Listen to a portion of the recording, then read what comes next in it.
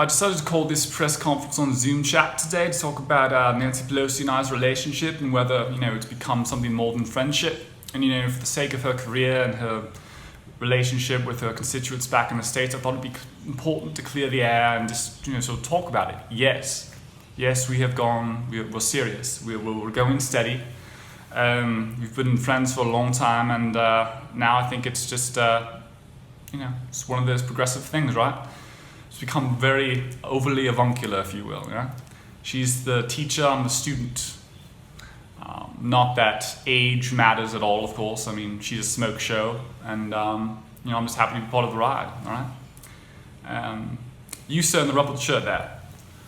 How'd we meet? I was doing a gig on a Carnival cruise line.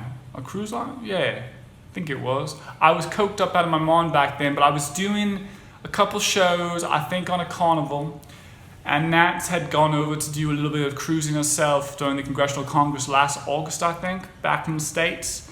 Anyway, I saw her bouncing up and down, for the first time ever. I thought I saw her more than a friend. Her titties were out, and I was like, I'd like to see some of those, in my face, maybe in the bedroom boudoir, if you will. So, kind of just escalated from there, Who else?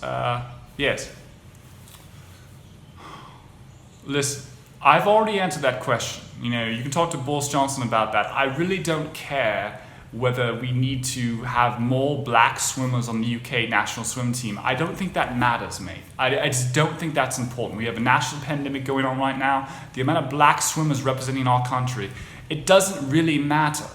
I mean, after all, the actual founder of the Super Soaker was Lonnie Johnson, a black man. And so it makes you wonder if there's not something to the idea, the stereotype, that black people are afraid of water, that the man who created a gun that shoots water happens to be black, and that's all I really had to say about it. It just makes sense, Move on, let's move on. Oh, I hate questions like that, mate. Let's not do that again, all right? All right, last question. Yes, no, it is adorable. You saw us in the park, yeah, Hyde Park, yeah? Yeah, so Nancy and I just finished reading Harry Potter and the Sorcerer's Stone together. We thought we'd read books together, it'd be cute like that. It was the Chinese version though, so we finished it with lunch. It's redacted and such. Okay, good? All right, ta-ta.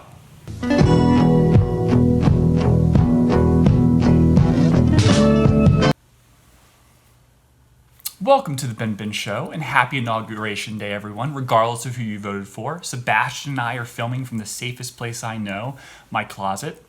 I don't think Antifa would be stupid enough to bomb some of the priceless possessions I have back here. Talking custom bespoke, we're talking Berluti dress boots, we're talking Charvet ties. We have Sills bespoke suits, we have John Loeb suits, custom, semi-custom, and then we have some Edward Greens. What else have we got? I've got Vicuna cashmere blend overcoat. Oh my God, it's lovely. And I got something else. I got an overcoat. Oh yeah, I saw Charlie Rose's overcoat and I told someone to copy it, so I had that. It's all in here. They wouldn't bomb this stuff. This is good stuff. Besides, I'm kind of more moderate. I don't think there's any reason to go after me. I'm just don't have enough followers. No reason to attack my dress clothes, okay? This is like my vault. This is my safe space, all right? With that said, let's go into our sponsors. This episode of the BenBen Show is brought to you by Peace and Unity. It's time, regardless of your politics, to come together as a nation, as Biden says. Come together and end the calls to violence.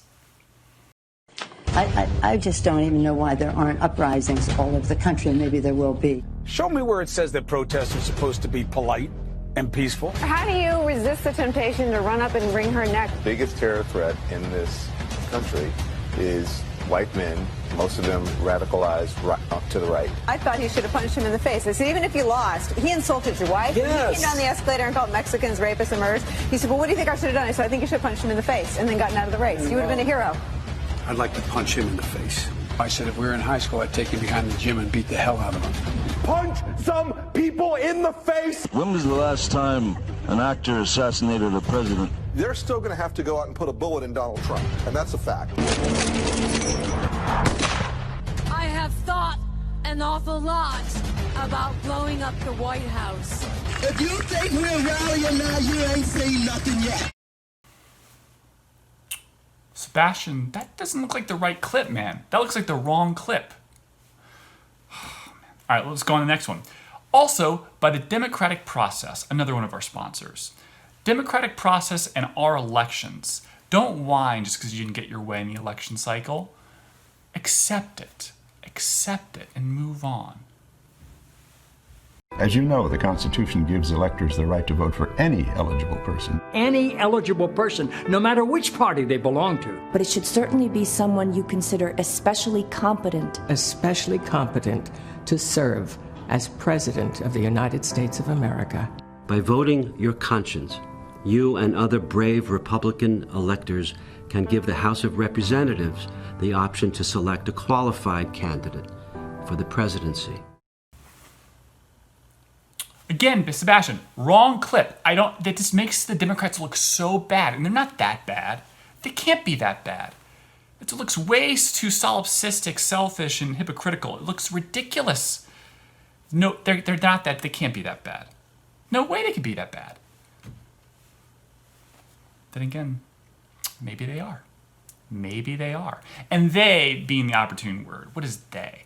This conflagration of different ideas under one unifying narrative. It's a tough thing when you feel like oppressed and you feel like you're not part of a group.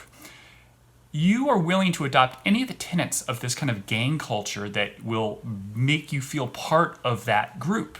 If you've been oppressed your entire life and you're on the margins of society, the lower levels of the socioeconomic bracket, the way gangs recruit people is very similar to how the Democrats have recruited people.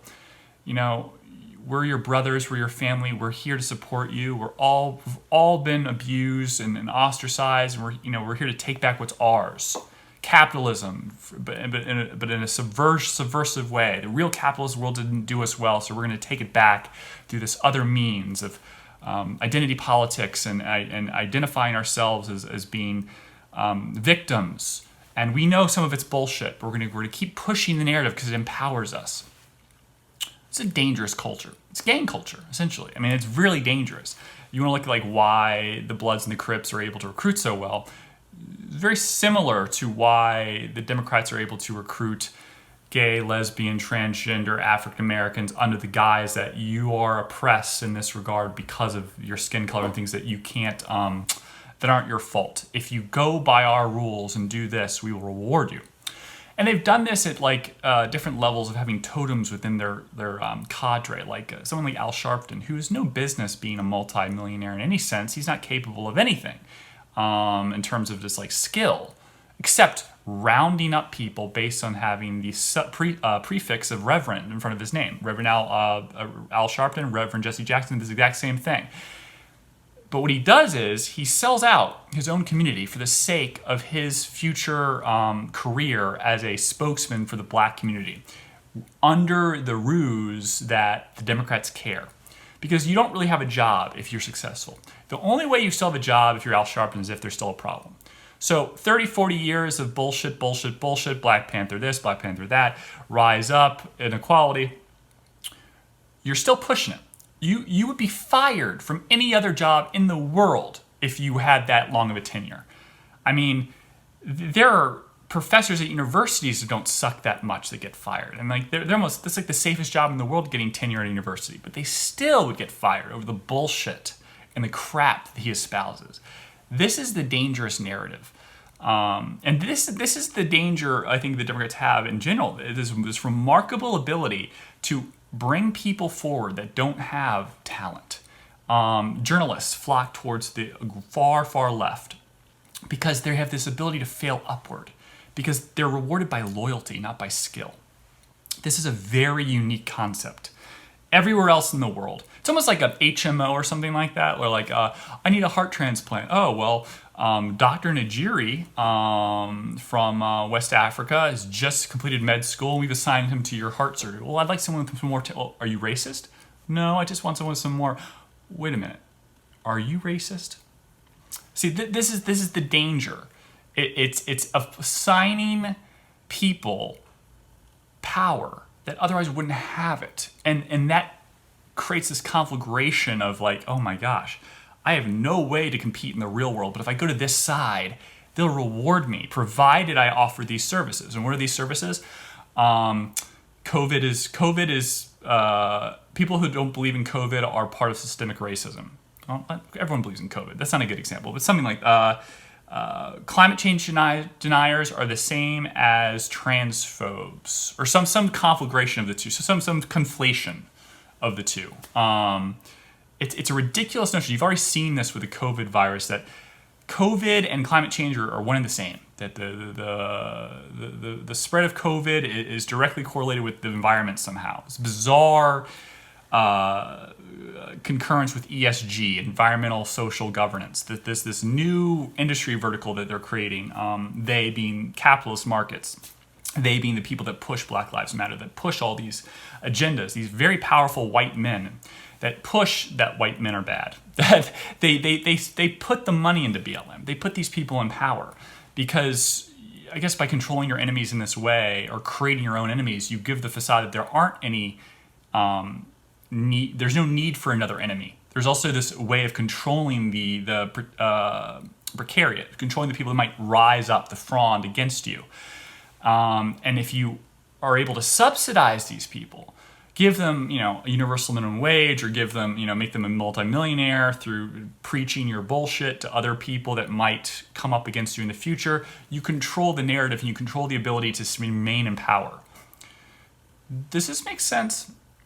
It's very kind of pseudo-intellectual in a sense, like a generalization, but it's essentially, it's a way of ensuring the barrier to entry remains high and that you're in control.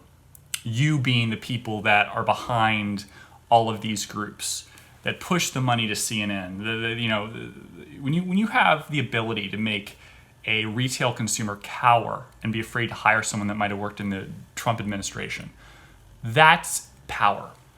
If you have the ability to convince a group of people that they shouldn't hire you because you worked for the White House and it just happened to be that Trump was there, that's power. Who wouldn't take that job? Well, now it looks good just not to hire you, and like the threat in these companies, hey, we're going to make sure that you're blackballed if you hire this person that worked in Trump's administration. This type of power of, hey, if you don't agree with what we say, you're in big trouble. This is an amazing, amazing power. And it's derivative. You don't actually have to do anything wrong. Now you just have to be associated with it. It's a brilliant con. And feelings and emotions are involved, going back to this postmodernist idea of like the self and the community versus the capitalist markets of free enterprise being private and selfish. There's this weird, bizarre thing happening now where fascism, the idea of like nationalism being destroyed is for the greater good, is being merged with capitalist markets. The private sector is working with, you see this with Twitter and Facebook and the left. There's this conflict, this growing trend of unison that, this is bad, Trump incited violence, we all agree, and we're going to ban the President of the United States. We're going to declare him as a national emergency, national threat to national security. We're going to usurp the powers of the United States government, and the president himself say, you are the threat. This is the power that's happened through market share, through control of information, through control of the media. And people that are placed into power that otherwise would have no way in the world of being in that position are part of the problem. And I don't blame them. Like Noah, what's his name? On Comedy Central, he just bought a $27 million house. This kid is nowhere near as talented as Kevin Hart or Dave Chappelle or something, but he's a spokesperson for the cause. Most of his comedy is degrading Trump on a night in, night out basis. It's about pushing down Trump. Don Lemon the same, Como the same. It's about not what Trump stands for as just an individual politician, but what he brings about in other people that's antithetical to the cause, which is the subversion of the democratic process, which is this new world order of bigger government. And the problem is the bigger government in general has funded the social media companies through the Project Maven with Google, older CIA, NSA programs about learning about algorithms in terms of search engines and how they predict human behavior. Intelligence services, by definition, need information. So it's antithetical of them, or it's against their common interest to succeed that to the Constitution, the protections of privacy. We've already seen that with Edward Snowden's releases of information about the PRISM program and spying on American citizens that have no association with terrorism. This process seems to all be designed to make the government bigger, stronger, faster. And old projects like Project Mockingbird, which used the media to push propaganda, seem to be in full force. There's just some inherent connection between big tech, the intelligence services, and the Democrats. Democrats want big government by definition. Intelligence services want more power, which means big government. It all seems to be paralleling each other. And Trump stands for something a little bit different. The only thing I notice is that it seems like maybe he's backtracked since he's left office. And we'll get to that in a second. I worry that he's afraid, that he is tired too. I almost forgot another sponsor. We're also pleased to announce a new sponsor to the show, Chewy.com. Like Chewy for your pets, but only if they're Orthodox Jewish pets. Chewy.com. It's nice. I think that's good. That's good. All my friends are Jewish. You can't get upset about that. I have to do jokes like that. It's just the way it is. But we have this, we have a whole new world upon us. Mask mandates by Biden, which have been backtracked to just being on federal property. That's no big deal. I don't think these pushes, reverse of Trump policy in the first day by Biden, isn't crazy on its face. So we don't really know what the long-term repercussions of this is, other than Paris Accords certainly will cost American jobs. Construction of the border wall definitely costs American jobs. Travel ban on Muslim countries, it's probably a good thing. Let's see. Some of the reversal of Trump's international agreements. Again, how far are we going with that? And then we're going to stay with the World Health Organization. The fact that the World Health Organization is association with the dissemination of false information through China when the coronavirus first hit, and the fact that we keep pushing all this anti-Russia narrative, but we never attack China. China seems to be very well protected. Now, we need them to buy our T-bills. They're one of the largest donors of money. One of the stupidest things we do is we borrow money from China and then loan it back to them but pay the interest on it. We never actually use the money. It's really, really stupid. It's about as stupid as people accepting a rebate on their taxes through a stimulus program that essentially gives the American taxpayer a net negative $2,200 payment through the omnibus bill with the original coronavirus bill that passed a few weeks ago. If 1/3 of those recipients didn't get the money, the whole point is immediate stimulus. Before inflation takes effect, you have an extra $600 in your pocket to buy stuff. That doesn't work. It's not going to be there for you. 1/3 of the people that are eligible for that have to receive that through a rebate, which means inflation will have already taken effect, which means it's diluted already, and net with the omnibus bill, which is $700 billion the other way, they end up paying the government $2,200 extra. This is retarded. Stimulus is a word that should be directly correlated with what it implies, which is immediate money to stimulate the economy, stimulate your family's means of discretionary income. And yet it's not for 1/3 of Americans. And so when Biden says there's going to be $1,400 extra, $2,000, but really $1,400, is the same thing going to happen where the IRS screws a bunch of people over? And are they doing this on purpose to control inflation? One of the things I thought was interesting is all this deficit spending that Biden has no problem with, but we're in a dangerous area of hyperinflation with interest rates so low, there's nowhere to go. And the Fed has said that interest rates will remain low in the future.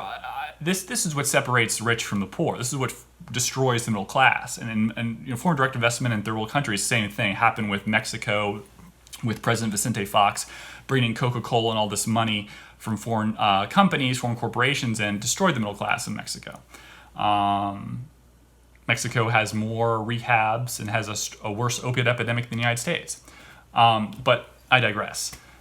There's definitely this dangerous precedent being set with spending money and giving money to people at face value of X, disregarding what that actually does to the average wage, which drops it by a couple of dollars, maybe $3 with 2,000 per hour.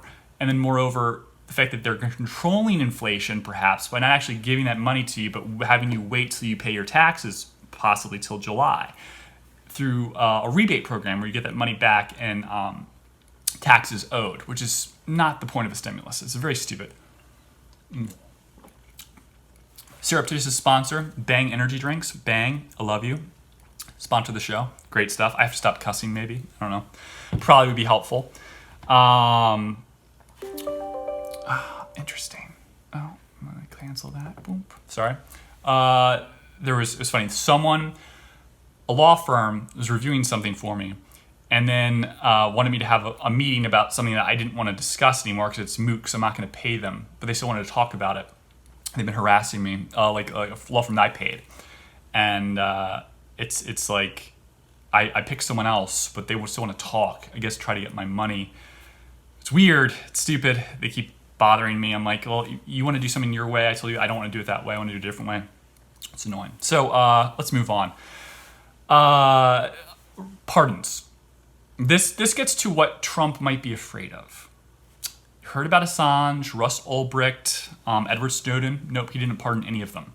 He did pardon Lil Wayne. He did pardon Bannon. And there was some like cantankerous back and forth between Bannon and Trump. Maybe that was just superficial, try to like push them apart. Bannon's a pretty smart guy, worked at Goldman Sachs. Maybe his whole point was to give himself credibility, maybe the credibility of the president by distancing himself from the president. His charges on the Build the Wall campaign, the idea that he wouldn't take some money to recoup expenses is ridiculous. He was indicted. This is the other weird thing. It's abundantly clear the Justice Department has gone after that they're biased. The people that raided the Capitol building versus people, Antifa, during the riots, the murders of the summer. It's neither here nor there. One's on federal property. I can see that that's inherently jumps it up a scale. But the amount of prosecution, the severity of 25 to life sentences for some people based on the Capitol Hill raid that really are just idiots. They're not terrorists. They're not domestic. You can't even label them that. Most of them are idiots. And the hundreds of thousands of people that were there at the Save America event for Trump were not terrorists. They didn't storm the Capitol. Hundreds of people did, but most of them did not. You're talking about hundreds of people versus hundreds of thousands. Well, you start doing the math. Say there was 500,000 people there. What's 10% of 500,000? It's 50,000. What's 1%? Okay, you start to 5,000. Not even that. And then you start going below a percent, and you're saying those were the people there. Those were all terrorists. Trump was inside. It's nonsense. Never mind the fact that some of the people arrested, one of them was a BLM leader. So you have to be careful about this. And this again, the conflation of Trump's whole point of that was to subvert democracy. Do we honestly think that they would have a bunch of people that were untrained go in and block the vote and somehow that would long-term do anything? That's the way the media portrays it. Trump's intentionally trying to instigate this to be planned to stop the certification of the votes for Biden. And then what? You think they wouldn't just recess and then do it later once the National Guard comes in, whatever? Like that's the ridiculous thing. The ad hoc ergo propter hoc, long term, like the next day. It's like, oh no, there's this permanency of an insurrection. They would have guarded the Capitol with what supply, versus, you realize how ridiculous it is. So fake.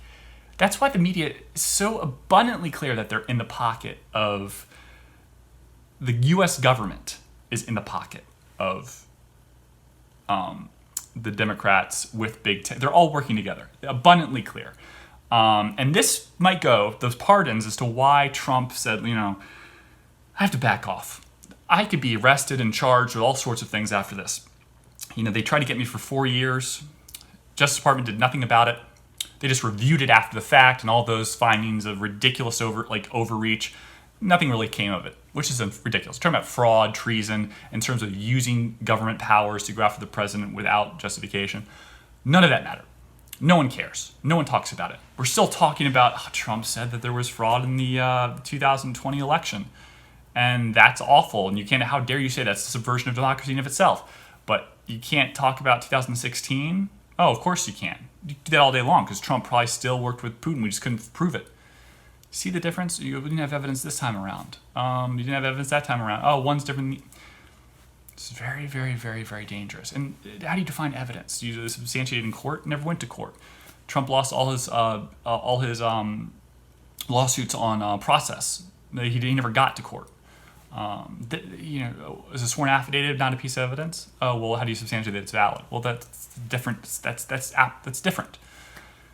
The point is, it seems like Trump right now is afraid that he will be prosecuted by not pardoning Assange, who was, enemy number one of the deep state. The last true journalist, really.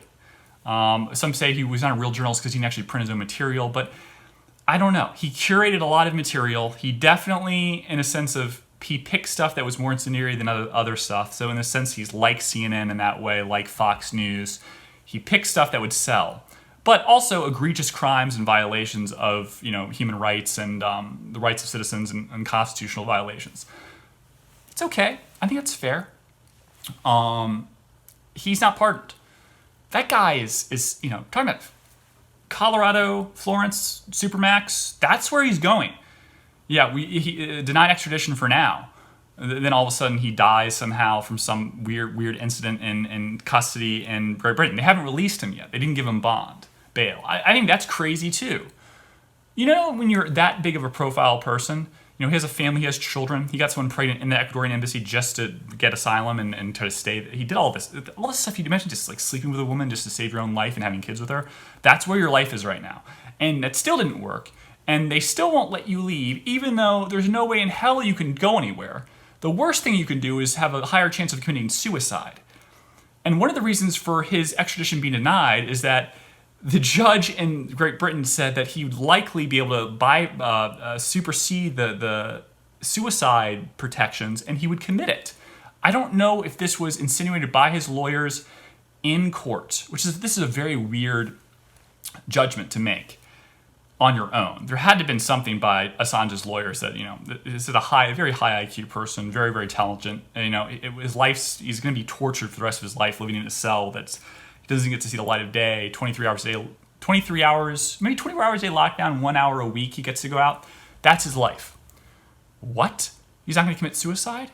Of course he is. And they must have insinuated that, which is a weird way for a judge to say, oh, well, I'm not going to bring you over there because you're going to kill yourself. It's a weird way to block extradition. I think the reality is either he's going to get murdered or killed for treason or something, or he's going to spend life in prison, and that was the reason for it. The judge took some discretion and said, I think that this man's life's in danger because he knows that he'll be locked up forever at best, and that he will be able to subvert the suicide protections against inmates and kill himself.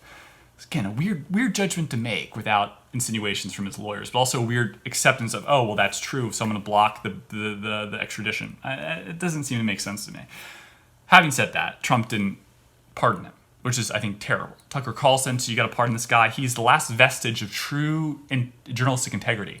And I think he might even protect Trump when he gets out. Not like for the sake thereof, but if he were to be pardoned, he would have been able to,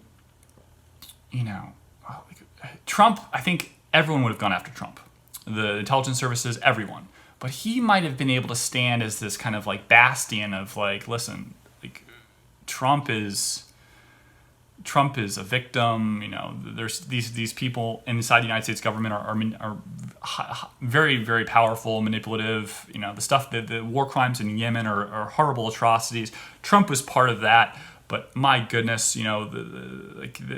this game, this ruse on the American people by the deep state, by the Democrats, it's not some conspiracy. It's real. It's happening before our very eyes. The subversion of democracy, the subversion of constitutional protections of privacy. But he didn't. I think he's afraid. I think if he did it, if you pardon Russ Ulbricht or Snowden or anyone like that, the intelligence services were like, as they said before, someone mentioned this. Like, there's 1,000,001 ways for them to go after Trump. I can't remember who it was. Some guy in the out with the CIA, maybe. It might have been.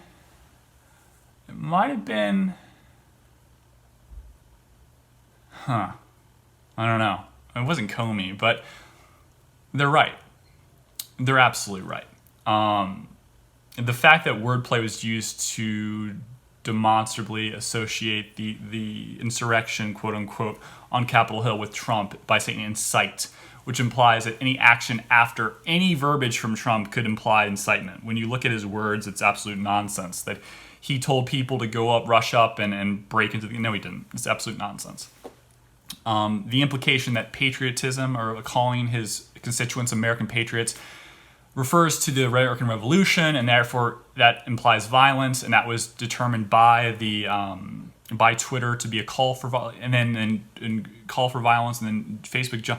This is all a dangerous precedent with companies that have absolute market share colluding together with the lack of market share that they do have in the social communications networks that exist, and saying, let's all just block this guy. It's done. He's on the way out. I wonder what would have happened if he had won the election. Would they still have been able to do this? I don't think so. Moreover, I wonder if COVID had not happened and we had been home and isolated in our closets, would we be able to put up with something like this from the tech services? I'm not sure that that's the case either. I'm not sure. There's definitely this strange feeling of disconnect from people. The warmth of being huddled in a restaurant and just feeling, just someone breathe on you, which seems grotesque, but having a cold beer and a pizza or a steak, or seeing a beautiful girl across the room and her look at you and then kind of wonder, should I buy her a drink, and then send her over a key to my room? Is that very chauvinistic? I don't care. That'd be fun. I'm never gonna see her again. Why not? Someone's like, how dare you? That's so, but it's well, who cares? It's one of the things men do. It's it's her choice. It gives all the power to her. But the insinuation is you want to sleep with her. I'm like, yes, of course I do. That's what men do. They want to sleep with women. She's beautiful. I'm giving her the choice. I am the one that gets to be rejected. Just whatever. I'm talking out of my ass right now. But that whole play, it's not happening. We're completely disconnected from people. We rely on the internet more than ever before. And it seems like that ability to kick the president off wouldn't have happened if it weren't for the way we're living today. We'll say that Jared Kushner also is stupid not to tell Trump to go onto Parler, all these alternative sites. And we'll get to that too. But yeah, ultimately, Trump, I think, is a target of the Justice Department, and I think he's afraid of it. I think he needs a break. And his alluding to the Patriot Party, which is his idea of starting something new, I think will help buy him some time potentially too, because anything that he does to subvert the concentration of power in the Republican Party helps the Democrats, helps the deep state, until the Patriot Party becomes or usurps the Republican Party, in which case he becomes an enemy again. As of right now, in its infancy, that the idea of that being espoused by him as he's leaving office is a net positive for all parties involved on the other side. So maybe they'll leave him alone. But Hillary Clinton's already talking about Capitol Hill on the Hill article today about having an investigation to what happened on the day of insurrection, whether Trump's had made any calls to Putin. Again, ridiculous nonsense. If there was collusion, and he did intend to incite violence through some code words, or that was the goal of his words, even though by implication I don't see that. I don't see a group of people receiving that and making a determination that they're allowed to storm the Capitol now at the president's behest. You wouldn't call Putin on cable, channels that are, recorded. You do it on some sort of private line or some again, ridiculous. But this is where we are now. Putin, Trump, still a thing. It's absolutely crazy. And establishment Republicans like Turtle Mitch. Oh, I can't stand him.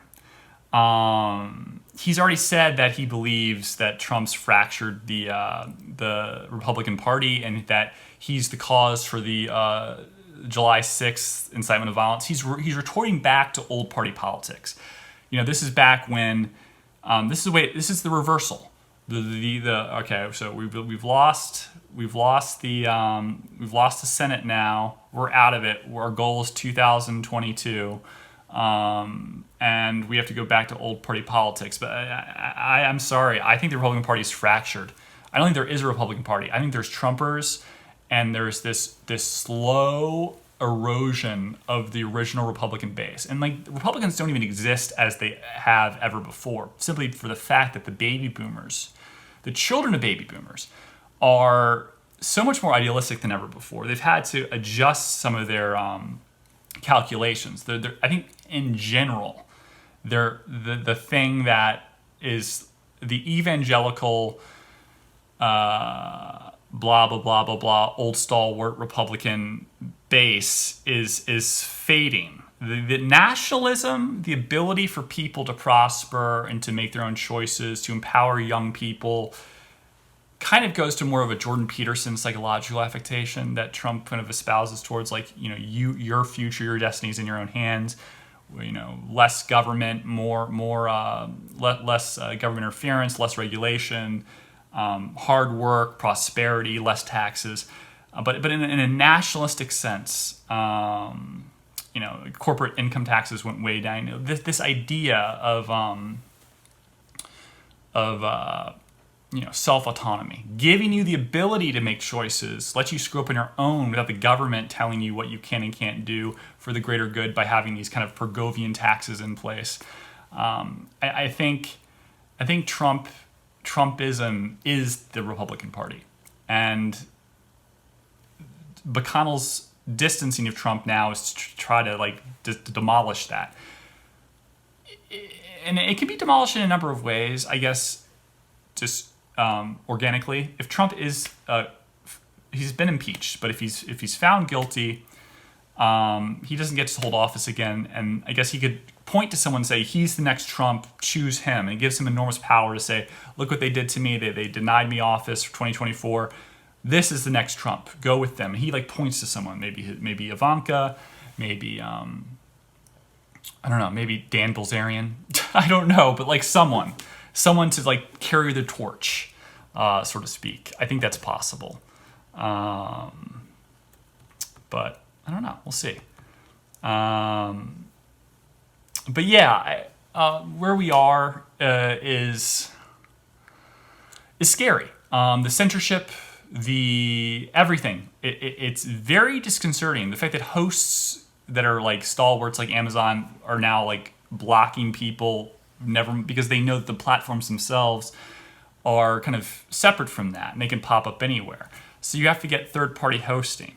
And then you could even argue that the US government can get involved and start blocking third-party hosting for sites like Parler if they were to get some server net in Ukraine, say that's a terrorist, we're going to block those servers from being able to access the United States, public, and it's an interest of national security. The people on these boards are radical, anti-democracy people, and everything. It's very funny how you can throw the most anti-democratic reasons towards something and say that the antithesis of that is anti-democratic.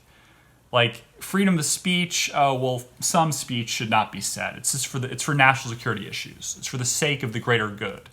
And what does that imply? Oh, well, that Biden, say Biden is not the real president. You let it go for 4 years. What's the difference? The double standard's incredible. I look forward to seeing and watching some of these young people that have been charged. The woman that flew up in the private jet that's a broker from Texas. I'm curious, what is her felony going to be? Is she going to have the felony on her record? Is she going to have to go to prison? What did she really do? I understand negligence is not in terms of mens rea and scienter, in terms of criminality. What is the measure of crime? The negligence isn't an excuse But you have guards opening the doors to some of these people saying, I don't agree with what you're doing, but I agree with your right to protest. I think people got... I think that some of this... I think they're hoping to scare the crap out of people and then have like this massive like settlement. Like what the feds did with all the famous celebrities that paid for their kids to get into good schools like Georgetown, USC, whatever. I think something like that. They're like, all right, you're facing all this time, but really we're just going to knock it down to like X, Y, and Z community service. I hope that's what they do. If they don't, if you're talking about people that have never done anything wrong in their life getting 5 or 10 years, this is dangerous. This is totalitarianism. This is fascism in and of itself. Because the portrayal of the aftermath is what drives everything, not what actually happened. You're taking a small group of bad actors and then people following the leader thinking that it's okay. But then most of the people inside didn't do anything at all. You can't conflate the old woman waving her flag with someone breaking down and tearing down art, priceless art in the Capitol building. It's not the same thing. You're going to charge that old woman with a felony for trespassing, treason, whatever, insurrection. This is nonsense. Of course you're not. You shouldn't, but you should if you're going to charge everyone else. That's what's ridiculous. And that's what makes me think that in the court of public opinion, there's no way that this can go forward. There's too many special cases that are like, this person didn't know what they were doing. Well, that's not an excuse. Yeah, but she's literally 85 years old. And how could you prosecute her and take away the remaining years of her life and put her in federal prison? You're talking about people, like, by law, they're supposed to go to jail for, 10 years. That's the rule. Is it 10-year suspended sentence they're going to give people? Because it's all about the way this was portrayed in the media. It's not insurrection. It was totally overblown. It's not Spitsnots. It wasn't a bunch of terrorist cells coming in that were organized. It's nonsense. And you have people that brought crowbars to the event itself with the intention of causing harm and breaking in the Capitol building before Trump said anything. So the question is, how do you define incitement? If it's premeditated before Trump says anything, how is Trump guilty of anything? People had the intention of breaking into the Capitol building already. And I think that they knew from a calculated, measure that this would bring other people into the fold. And some of those people might have been Trump supporters completely. Some of them might have been Antifa, pretending to be Trump supporters, trying to get everyone else in trouble. But the double standard is unequivocal. And that's where we are. And I think that if you look at Biden's national mask mandate as kind of like a similar idea of just like propaganda, it doesn't mean anything. National mask mandate on federal grounds, okay. On GW Parkway in DC, do I have to wear a mask when I'm driving? I think it's federal grounds. Go through a park. If I'm on the mall, do I have to wear a mask? Other than that, who cares? It doesn't mean anything. It's superficial beyond reproach. It's completely irrelevant. It serves no purpose. I don't think it's scary. I don't think it's it's effectual. The other executive actions are, but like the symbology of declaring something an insurrection act, an act of insurrection on national TV, of calling Ted Cruz Joseph Goebbels because he disagreed with the election results and thought there should be a 10-day audit. Oh, how horrible! 10-day audit. It's evil. You should go to jail for the rest of your life. You should be stepped down. You're Joseph Goebbels. You are the minister of propaganda in the Nazi Party. How is that not a dividing thing to say? How is that calming? It just means that anyone that disagrees with you or that would question the legitimacy of the election process, never mind you as president, that's a result. It's a resulting derivative. The actual election process being fair, just looking back at it over 10 days, just have a 10-day hearing. We've never had anything like this in the history of the United States with from November to the inauguration on the 20th. Mail-in voting was the largest in history, highest voter turnout in history. Mail-in voting turned the elections by definition by being counted, late at night and then reversing decisions that were based on votes from people that showed up in person, and I guess absentee ballots as well. this is somehow rude or unconstitutional or anti-democratic to say, well, maybe we should look at some of these and review these by hand. How dare you? How dare you? Just had 4 years of this bullshit, man. Just had 4 years of it. And I have to say, if the media can push things as they do for the sake of ratings, and the deep state wants to undermine this sort of like nationalist Trump idea in and of itself, we can work hand to hand to keep pushing this narrative. Force prosecutions, deter people from, being Trumpers or speaking out against the government or saying anything that's incendiary that might just be an emotional, like saying, oh, that's transphobic, you can go to jail for that. That could be a new thing, or you better not say that. That's a violent. To say this is now a felony because you can't talk about the elections. It's illegal, not just during wartime or it's not just a sedition thing. It's like permanent. You could see these things happening. I don't want them to, but it also makes you look like a conspiracy theorist to insinuate that they would happen. But at the level of media and politics, John Hawley, is it John Hawley? Is his name? John? His book was censored from Simon & Schuster. They're not going to publish it.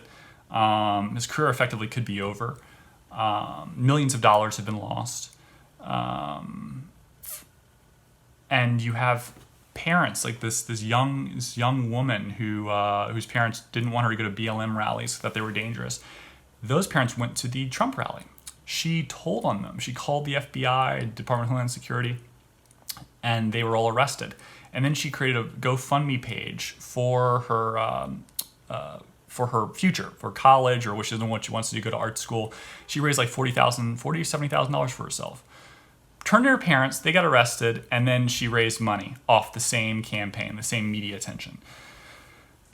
If that's not created by the media itself, of course it is. The media has immense power, and their ratings would objectively go down if there's not more of this angst. They need angst. So without Trump in office, I have to imagine it's go after Trump, arrest Trump, more like you better not say this or else, or that's anti-American, or this senator should be thrown in jail. And it almost is like espousing realities that are very Orwellian into the real world, because the primary engine that actually wants that to take place and be true offers the media absolute protections over this bullshit.